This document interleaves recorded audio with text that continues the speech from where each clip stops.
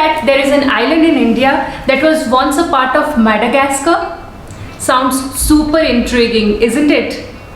Well, you have got to know about this island, and for that, you have got to watch this video. Hello friends, welcome to Dreamy Rhapsodies.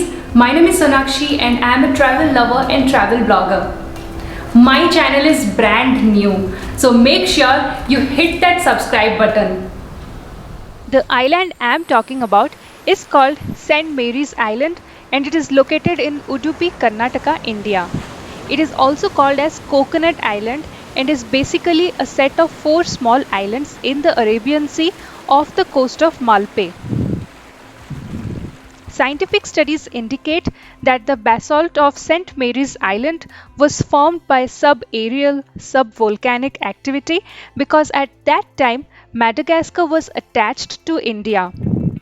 The rifting of Madagascar took place around 88 million years ago.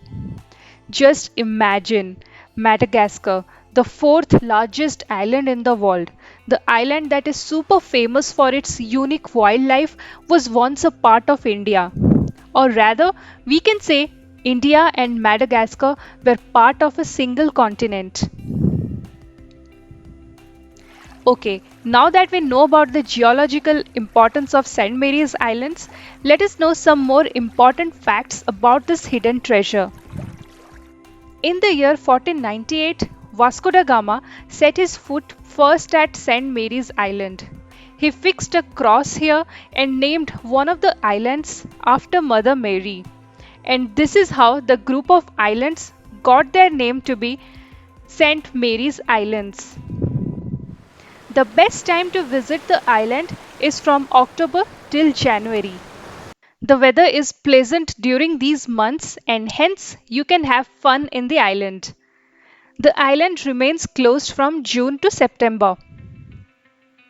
Ferries are the only way to reach the island.